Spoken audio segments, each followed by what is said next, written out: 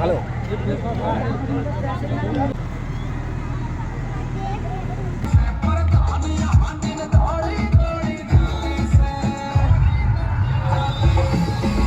আমার সকল বন্ধুরা সবাই কেমন আছেন? আশা করি ভালো আছেন। আজ আমরা এক নন বেঙ্গলি বিয়ে বাড়িতে যাব। আমাদের সচরাচর কলকাতায় বেশিরভাগ বাঙালি বিয়ে বাড়ি দেখা যায়, দিল্লিতে অধিকাংশ নন বেঙ্গলি বেশিরভাগ। চলো আজ নন বেঙ্গলি বিয়ে দেখা যাক। আমরা বিয়ে বাড়িতে এসেছি অনেকক্ষণ আগে। বিয়ে বাড়িতে এসে অনেকক্ষণ ধরে বসে থাকার পর ভাবলাম একটা ব্লগই করা যাক। এখানকার বিয়ে বাড়িতে কালচার আছে যে মেয়ের বাড়ি থেকে ছেলেদের বাড়ি থেকে অনেক কিছু গিফট হিসাবে দেয়, যেটাকে আমরা বাঙালি কথায় যৌতুক বলি। দেখুন কত কিছু দেওয়া হয়েছে মেয়ের বাড়ি থেকে ছেলেকে। যদি অনেক মধ্যবিত্ত ফ্যামিলির লোক, তবু তাদের যা সামর্থ্য আছে সেই দিয়ে তাদের মেয়েকে দিয়েছে। চলুন এবার এগিয়ে যে স্টলের দিকে। এখানে অনেক রকম স্টল এরা দিয়েছে। দেখি স্টলে কী কী আছে আর কোনটা কোনটা আমার পছন্দ হয় দেখা যাক। আমরা এসে দেখি বরযাত্রী চলে এসেছে। এখানকার রীতি অনুযায়ী এরা বরকে তোমার ঘোড়ার গাড়ি করে নিয়ে আসে আর কত বাজি ফাটায়। দেখুন কত বাজি ফুটছে। আর এরা ডিজে সহ এমনকি ব্যঞ্জন সহ বরকে নিয়ে আসে। এটা সমস্ত খরচাটাই মেয়ের বাড়ি থেকে করে, কিন্তু দেখতে হেবি সুন্দর লাগে। ছাতার মতন লাইটিং দিয়ে পুরো চারিদিকে দাঁড়িয়ে থাকে দু সাইডে, তার মাঝখান দিয়ে বর ঘোড়ায় গাড়ি করে যায়। হেভি লাগে দেখতে, খুব ভালো লাগে। আমরা তো মাঝে মাঝে ছাদ থেকে দেখি। এখানে গোলগাপ্পা, আলুর টিক্কি আর কি পাওভাজি আর একটা কী যেন করেছিল ধোসা টাইপের। হ্যাঁ, আমরা অত কিছু খাইনি, মোটামুটি যেটুকুনি ভালো লেগেছে সেটুকুনি খেয়েছি। কী কী খেয়েছি সেটা দেখুন আর বলছি খেয়ে কেমন লাগলো আমার। এবারে আসার সময় তেমন কোনো শাড়ি টাড়ি আমি আনিনি, কিন্তু হট করে যে বিয়েবাড়ি পরে যাবে সেটা বুঝে উঠতেও পারিনি। তাই জন্যে যা পোশাক ছিল আমার কাছে আমি সেইটা দিয়েই চলে গেলাম। খুব ইন্টারেস্ট ছিল এখানকার বিয়েবাড়ি দেখার জন্য। জানি না আমার কেমন লাগছে। আমরা যেমন কোনো জায়গায় পুজো দিতে গিয়ে তার নাম দক্ষিণা লিখে রাখি, তেমনিও এখানকার বিয়েবাড়িতে একটা রীতি আছে, কোনো গিফটের ওপর তার নাম এবং একটি খাতায় সেই নামটা লিখে রাখছে। চলুন আলুর টিক্কি খেয়ে কেমন লাগলো খেয়ে বলছি। খেতে তো মোটামুটি ভালোই লাগলো, খুব সুন্দর লাগছে খেতে। আমি তো হেভি খাচ্ছি, দেখো দেখো কেমন করে খাচ্ছি হা হা করে। আর বরকে বলছি তুমি একটু খাও, তুমি একটু খাও। আবার টুকুনি দেখে নিচ্ছি কেমন লাগছে ভিডিওতে আমাকে। তাও কিন্তু খাওয়া ছাড়ছি না, আবার হাঁ করছি, ভাবছি আর একটু দেবে আর একটু দেবে। কিন্তু বর তো খাচ্ছেই, কপ কপ করে খাচ্ছে, আবার আরামসে করে কাটছে, তাও আমাকে একটু দেখছে না। আমার কিন্তু মুখেরটা ফিনিশ হয়ে গেছে। থাক, আমি ওটা আর খাবো না, এবার আমি অন্য কিছু খাবো। চলুন এবার একটু পাওভাজি খেয়ে দেখি কেমন লাগে। ঠিক হ্যাংলার মতন আগে হাত বাড়িয়ে পাওভাজিটা নিয়ে নিল।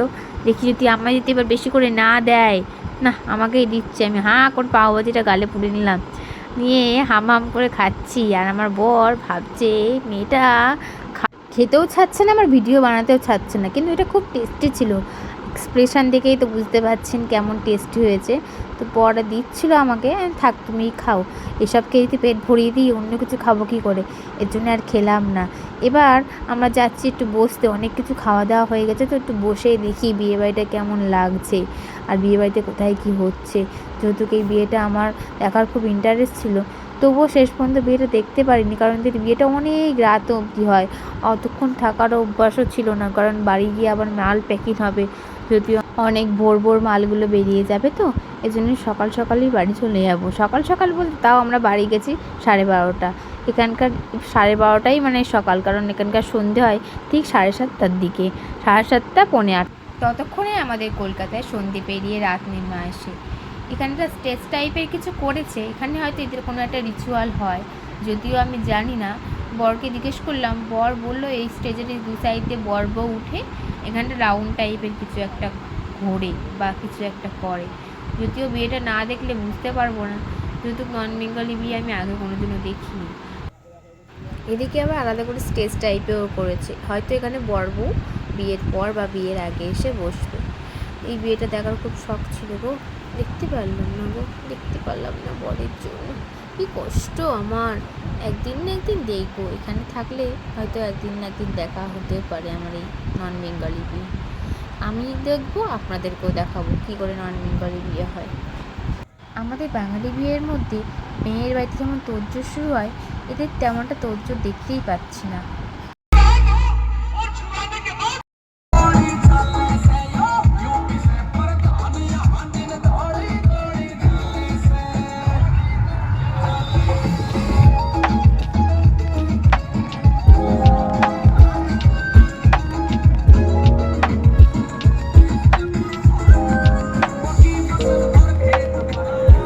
অনেক নাচ গান দেখা হলো, এবার খেয়ে দিয়ে বাড়ি যাওয়ার পালা। চলুন দেখা যাক, অনেক রাত হয়ে গেছে তো।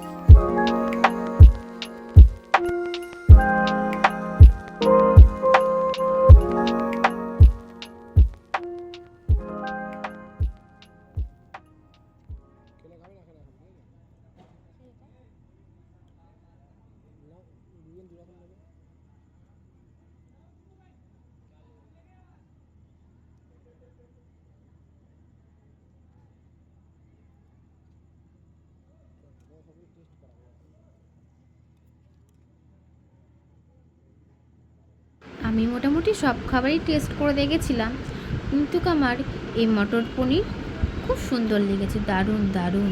আর লাস্টে একটা গোলাপ জামুন, এই দুটো খেয়ে আপাতত আমি খাওয়া কমপ্লিট করে ফেলেছি। আর কিছু নিইনি, এখানে অনেক কিছুই ছিল, তেমন একটা আমার মানে এখানকার অন্যরকম রান্না তো বাঙালিদের হট করে পছন্দ না হতেও পারে, কিন্তু সব খাবারই ভালো। কারোর বাড়িতে এসে কোনো খাবার নিয়ে মন্তব্য করা উচিত নেই, তাদের সামর্থ্য অনুযায়ী তারা চেষ্টা করেছে।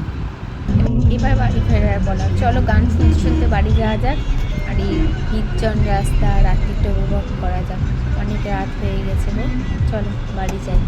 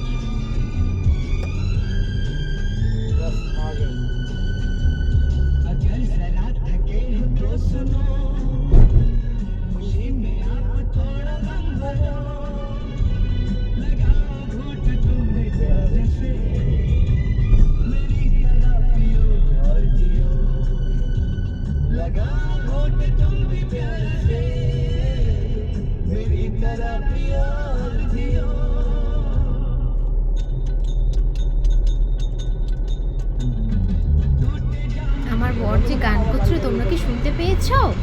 শুনতে পেলে কমেন্টে অবশ্যই জানিও গলাটা কেমন লাগলো। আমরা বাড়ির সামনে চলে এসেছি। আমাদের বাঁ দিকে দেখো একটা মন্দির আছে, এটা শিব মন্দির। খুব ভোরবেলা 3টে থেকে এখানে ঘন্টা বাজা শুরু হয়ে যায়, শিবের মাথায় জল ঢালা শুরু হয়ে যায়। চলে এসেছি আমাদের বাড়িতে, এবার গেট খোলার পালা। মনে হচ্ছে গেটটা খোলাই রয়েছে, না না না, বন্ধ করা গেটটা খুলতে হবে। চলো গাড়ি থেকে নেমে পড়ি। এবার গাড়িটা পার্কিংয়ে পার্ক করে এবারে আমাদের ফ্রেশ হওয়ার পালা। আজ এইটুকুনি সমাপ্ত। কোনো ভুল ত্রুটি হলে ছোটো বোন মনে করে অবশ্যই ক্ষমা করে দেবেন। চেষ্টা করবো আরও সুন্দর ভিডিও করার। অবশ্যই শেষ করলাম। Good night, bye. সবাই ভালো থাকবেন।